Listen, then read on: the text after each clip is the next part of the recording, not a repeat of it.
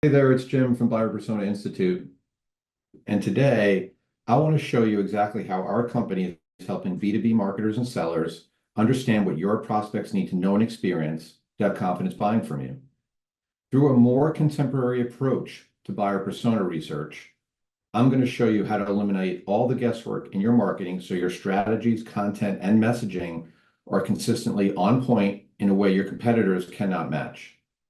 The end result is that you will attract more of the right types of clients, educate and nurture prospects with the content they crave, and convert more business with greater efficiency and less cost.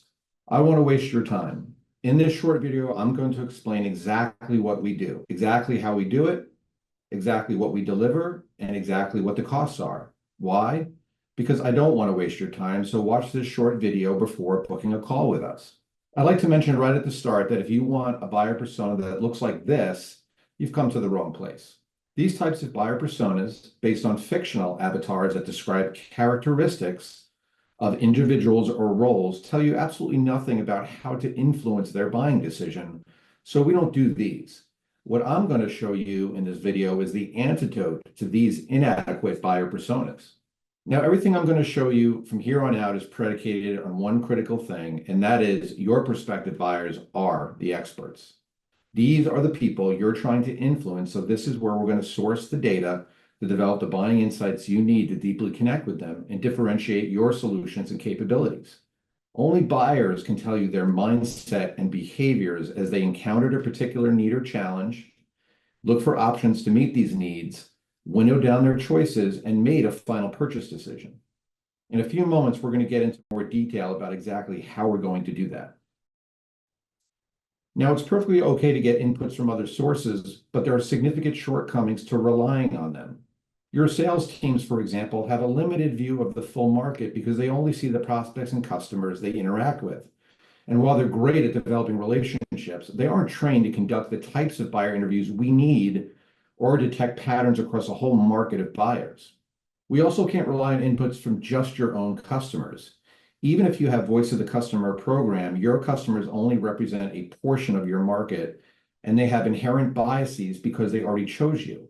We can't rely solely on your internal viewpoints because honestly, companies tend to drink their own Kool-Aid, and we need the full unvarnished truth from the buyer's perspective. It's likely there will be differing points of view and opinions in your company that are difficult to reconcile without hearing from actual buyers. And we can't rely on AI. While it's a powerful tool, it can only access information made available publicly. And the interviews we're going to do build our buyer persona captures the mindset and behaviors of buyers in a way that only these types of interviews can reveal. Simply put, these shortcuts lead to bad or insufficient data, which leads to poor results. The approach we're going to use has been used successfully by hundreds of global companies, and thousands of marketers and market researchers have been trained on it. In other words, it's not new, it's battle tested. And the clients we've worked with have achieved some impressive results. If you'd like to read some of these testimonials, just hit pause on the video for a moment or continue on. We even wrote a book about this stuff, which was named a top 5 business book by Fortune magazine. In it, we cover several of the areas we're going to cover in this video and lessons learned in the 15 years we've been working with global companies to develop more authentic and impactful buyer persona. Okay, so let's dig into this. We use an integrated 3-phase approach to develop and activate buying insights so your marketing and sales drive more leads and converts more business. Phase 1 on the left is the foundation. In this step, we're going to conduct in-depth interviews with buyers to find out exactly what they need to know and experience to have confidence buying from you. This is the quote-unquote research phase, and it's a critical foundational step because it's here where we will develop a deeper understanding of your buyers than your competitors ever will, so you can attract, influence, and convert more of them. Now, when you hear the terminology buyer persona, you may have a preconceived notion of what that is, but we're going to define it a bit differently than you might be used to because we're developing a built-for-purpose buyer persona, and I'll explain what I mean in just a minute. Now, in phase 2, we're going to fully leverage all the buyer insights in phase 1 and develop a targeted set of value proposition themes and proof points. The key focus here will be to clarify the core benefits that you provide to your customers and develop compelling proof points for how you'll deliver them. In phase 3, we're also going to leverage the buyer interviews from phase 1 to develop messages that will quickly resonate with your buyers because they will A, align with their most important needs and concerns, and B, use the actual words, phrases, and terminology that your buyers actually use. In other words, we're going to stay away from marketing speak and instead focus on words and messages that are tangible, easily understood by buyers, and build the trust you need to win their business. So phase one is where we develop buying insights. Phase two and three are where we activate them to attract, nurture, and convert your prospective buyers. Let me assure you, this will not be a big lift for you. You'll be involved every step of the way, of course, but we will facilitate and handle all the heavy execution steps. Okay, let's talk about each phase in a little more detail, and I want to show you examples of actual deliverables. The buyer persona framework and approach we're going to use in phase one is designed for high considerations products and services. These are the kinds of purchases where buyers typically don't buy the product or service that often, or maybe never have. It's not a routine purchase for them. They're searching for multiple competitive options, and they can be confusing and difficult to compare for them. And while there's excitement about making a good decision, there's just as much fear and anxiety about making the wrong decision. In other words, buyers are nervous, they're anxious, and they don't want to mess up by making a bad choice. Don't believe me? Here's a revealing statistic from an excellent book, The Jolt Effect by Matthew Dixon and Ted McKenna, published a couple of years ago. Based on analysis of over 2.5 million conversations between sales professionals and potential customers that were recorded and analyzed using machine learning algorithms and analytics, the authors were able to determine that 56% of the time a buyer decides not to buy anything is because they're afraid to mess up and make a bad decision, or FOMO, as McKenna and Dixon call it. It's a simple but powerful statistic because it tells us that buyers are fearful, anxious, and simply don't want to make a bad decision that adversely impacts their organization and their own reputations. This leads us to this fundamental buying truth when it comes to these types of decisions, and that is the organization that does the best job of making a buyer feel confident and secure in their buying decision usually wins the business. That seems a bit obvious, perhaps, but it has important implications for the types of data and insights we need for our buyer persona in phase one. Consider this. If I gave you a choice between two different types of insights you could collect in your buyer persona, option A, which gives you the characteristics of decision makers involved in a buying decision, including some demographic and firmographic information like you see on the left-hand side of this chart, or option B, which gives you deep insight about a particular buying decision you're trying to influence, such as outcomes buyers need from this investment, fears and concerns they have about the purchase, questions they have as they weigh their options and winnow down their choices, and their buying journey. Which would you choose? I think you choose option B. So that is what our buyer persona framework and research should be focused on. We're going to develop a forensic understanding of a specific product or service buying decision that your competitors simply cannot match. Okay, so let's more formally define key elements that make up a contemporary buyer persona based on what we call the 5 rings of buying insight. This framework has been leveraged by hundreds of companies, and it works wonderfully for any high consideration product or service. Now, the first ring, priority initiatives, is the challenge or circumstances that cause a prospective buyer to look for the type of solution you offer at this moment in time. It's the buying trigger. The second ring, success factors, are the outcomes that buyers need from this investment. It's what matters most in terms of the benefits they desperately want to receive from your solution. The third ring is perceived barriers. These are the fears and concerns buyers have about making this investment with anyone or making it with certain types of providers and solutions. Now that sounds negative, but knowing these ahead of time gives you a great opportunity to differentiate yourself if you can address their concerns. The fourth ring is decision criteria. These are all the detailed questions your prospective buyers will have as they figure out who they're going to consider and winnow down their choices to make a final decision. This insight ends up revealing the features and capabilities buyers care about most. The fifth and final ring is buyer's journey, and this includes 3 elements: what the major steps are in the buyer's journey, the information and resources buyers use and trust to make this buying decision, and the key influencers and final decision makers involved. Okay, so that's the buyer persona framework. I think you'd agree that if you had these types of buying insights, you'd have a compendium of knowledge that informs nearly every marketing and sales decision you make. So the question now is, how do we develop these types of buying insights?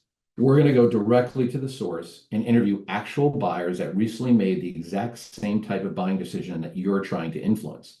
They are the experts because they recently went through it. They don't have to guess about what mattered to them or the steps they took. They will tell you everything that really mattered to them, and that's where the real insights come from.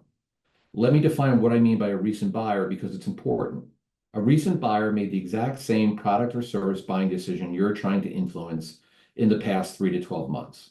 So if you sell CRM software, for example, we're going to interview buyers that recently searched, evaluated, and purchased CRM software.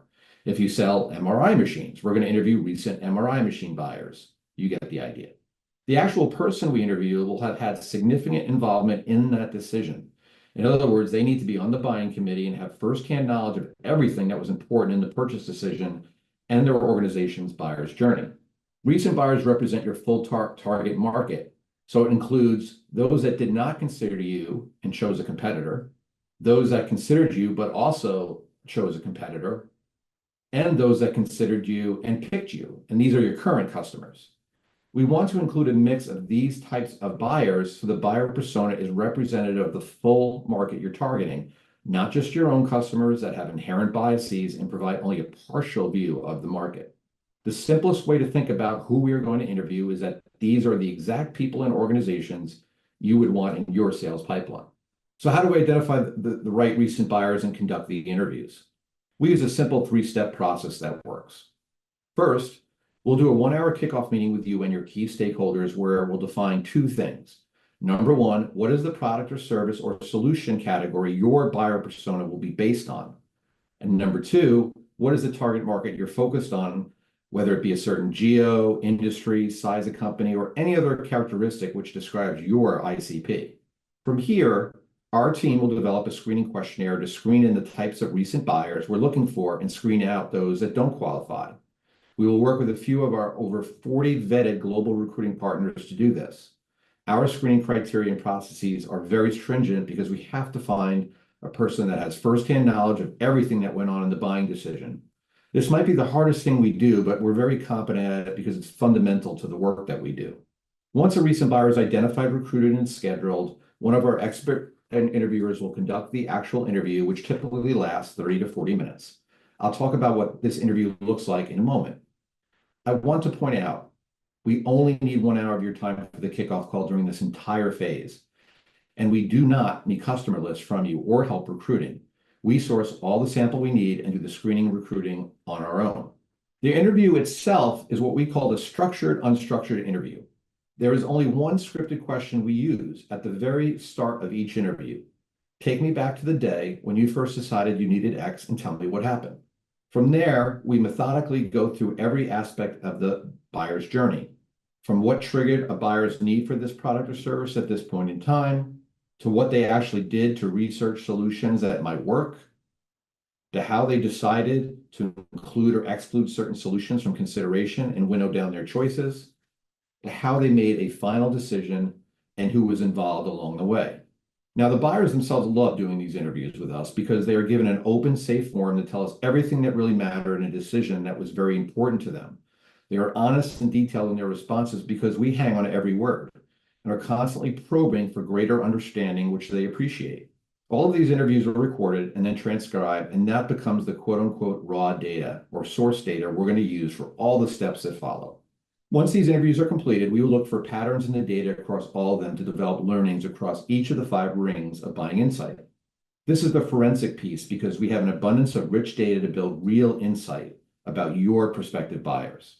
A typical buyer persona has 30 to 55 buying insights across the 5 rings, so it's comprehensive because we are identifying anything that buyers want to know and experience to make a confident buying decision throughout each stage of their buying journey. We support each of these insights with buyer quotes, and there's typically well over 100 of them. Why are we going to do this? For 2 reasons. First, for buy-in. These quotes will give your buyer persona authenticity and credibility across your entire organization. It becomes very clear very quickly that the persona is reflective of the prospects you are eagerly targeting in your marketing and sales efforts and would want in your sales pipeline. The second reason is it will give you a much deeper understanding of your prospective buyers. You'll instinctually be able to walk in their shoes so your strategies, content, and messaging breaks through the clutter and has the impact that you're looking for. Let's look at a couple of sample pages from a buyer persona we recently developed so you can really get a sense of what the deliverables look like. Since I mentioned this example earlier, this buyer persona was developed for an MRI machine. You've probably had an MRI taken in one of these machines or know someone who has, or at least familiar with them. They're the large imaging machines used to help diagnose patients or monitor some aspect of their health. Although this persona is for an MRI machine, the same approach, breadth, and depth of buying insights will be similar for any high consideration buying decision we do this work for. So think about how useful these insights would be focused on one of your products or services. Now, for this study, based on the study kickoff meeting, or what we often call our study design meeting, we decided to focus this buyer persona on large US hospitals that recently purchased an MRI machine. We decided to include a mix of for-profit, nonprofit, and academic hospitals, and we also decided to focus on the US only, although we could have looked at other geos if we wanted to. And we determined that we needed to interview a mix of 4 different roles who we knew would be involved in an MRI machine buying decision for their hospital, or at least suspected they would have. These included radiologists, radiologist department heads, imaging techs who actually execute the imaging, and IT directors who support the technology. Now, while we're not doing a persona for a specific role, by interviewing different roles involved in this buying decision, we'll have a robust and accurate view of the entire buying committee, and that's exactly what we're after. In total, we identified 39 key learnings across the 5 rings of buying insight based on all of the interviews we did and looking for patterns in the data. We are not targeting a certain number of insights. We let the buyer interviews and data dictate that. What we're solving for is a full and authentic understanding of the full buying decision, in this case for an MRI machine, and this is how it fell out. I want to show you the output for just one of the rings in this video so you have a sense for the types of buying insights and buyer quotes we identified to support them. Let's focus on the first ring, which is priority initiatives. Priority initiatives are the initial needs, challenges, and circumstances that cause a buyer to start looking for a particular solution at this moment in time. It's the buying trigger. Now, on the right-hand side of the screen, we identified 6 priority initiatives or buying triggers for an MRI machine based on the interviews. I won't read these to you, but the main ones had to do with deficiencies in their current MRI machine. It's old, slow, has poor imaging quality, it's uncomfortable, it breaks down a lot. And this has caused tremendous dissatisfaction among these hospitals' patients and a loss of revenue. Some are expanding and need a new machine to accommodate that growth as another reason. For an MRI manufacturer, there are a number of ways to use these insights, including messaging around features and capabilities that address each of these buyer pain points and opportunities. You develop buyer enablement strategies that assure buyers you can help them with each one of these needs. You can provide them to your sales teams as conversation starters, along with proof points that they can discuss confidently with their prospects. You can develop thought leadership content or case studies about how you're successfully helping clients with these needs today. You get the idea. Here's a sample page from the buyer persona that includes the buyer quotes initiative. On the left is, we are having trouble diagnosing patients because of poor image quality. Below that, in the smaller italicized text, you'll note there are several buyer quotes that support each insight, and that's the point.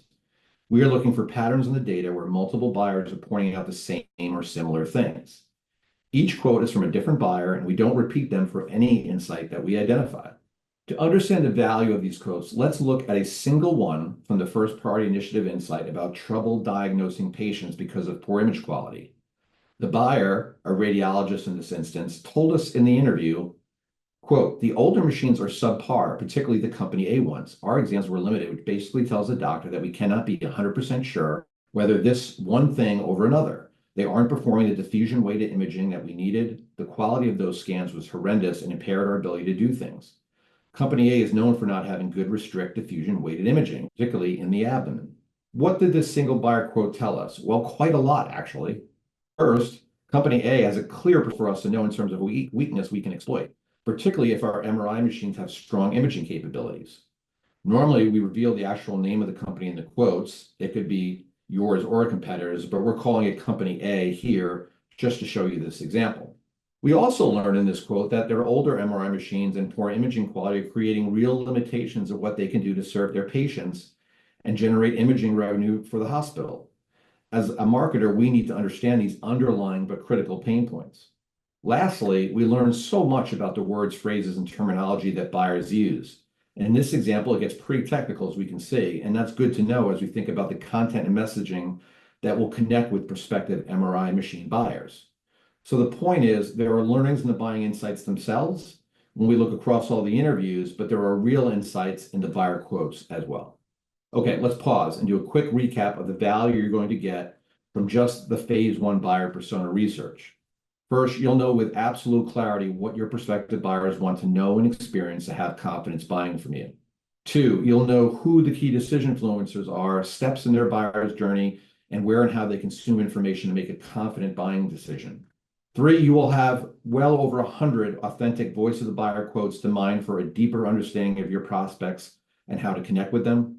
Four, you will align your marketing, sales, and product teams around one source of buyer truth so you can all focus on what's really important to your buyers. And lastly, you'll have an ongoing knowledge asset that you can continue to leverage again and again in all of your marketing and sales efforts. This buyer persona will not sit in a drawer. It's an intelligent asset our clients continually use and go back to.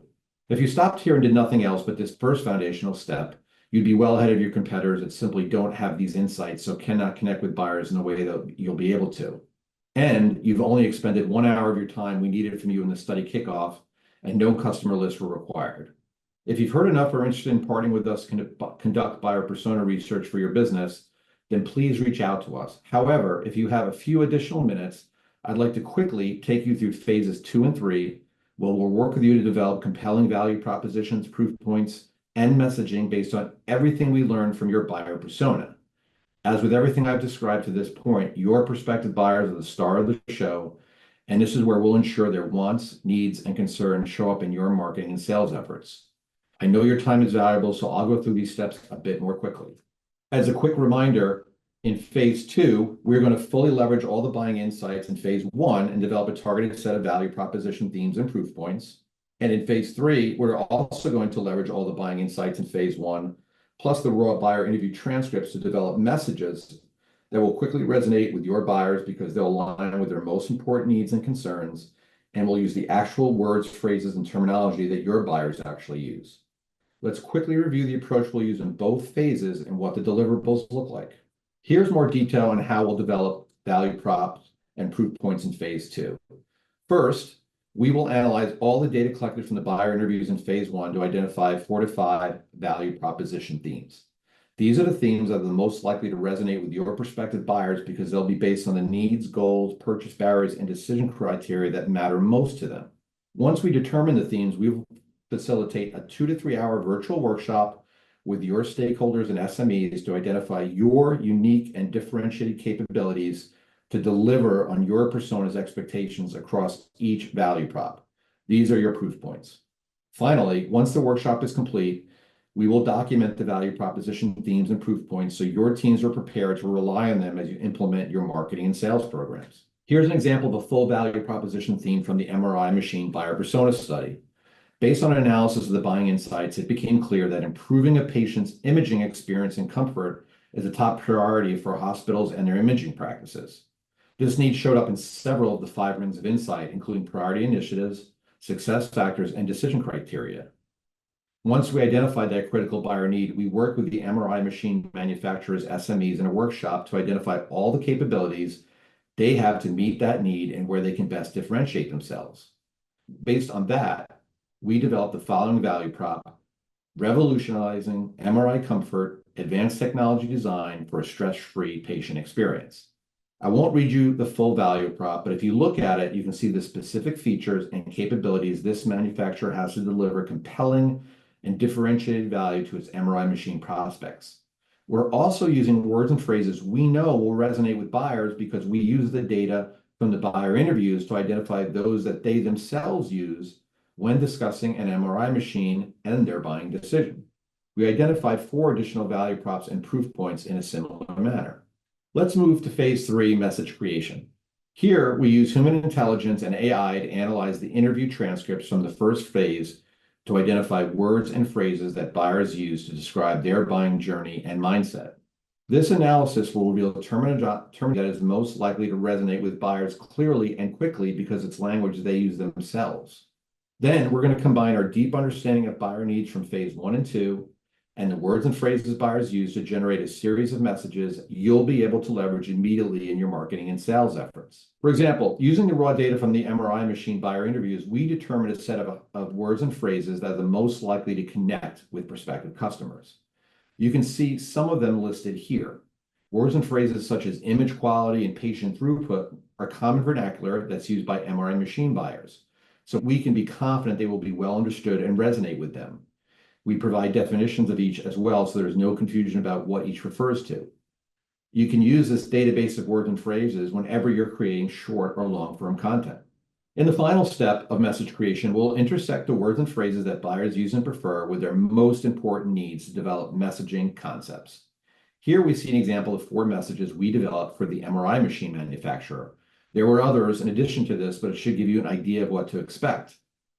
Looking at just the first one, enhance patient comfort with larger bore sizes, offer superior patient comfort with wider bore sizes, making scans less stressful for patients regardless of body habitus and those with claustrophobia. Why is this a compelling message? Well, there's 3 reasons. 1, patient comfort was identified as a critical need in our buyer interviews.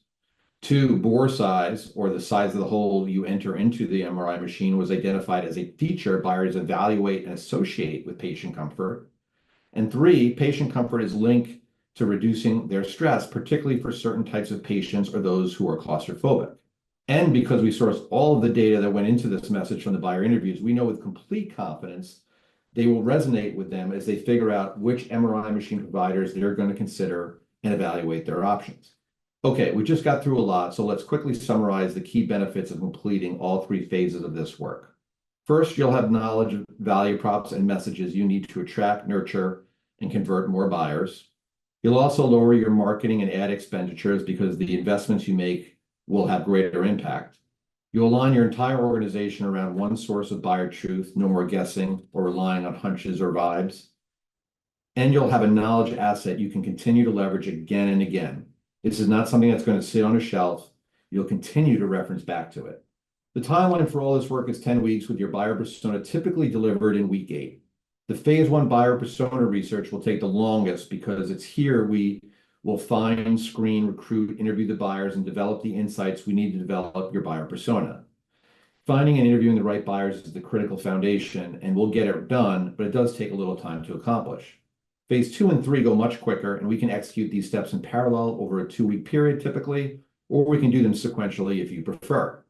During this entire time period, we only need you for about 5 to 6 hours in total, typically 2 hours in phase 1 for the kickoff and the readout meeting, and 3 to 4 hours in total in phases 2 and 3. The budget for this entire project, all 3 phases, is $49,000, broken out between phase 1 and phase 2 and 3, as you can see here.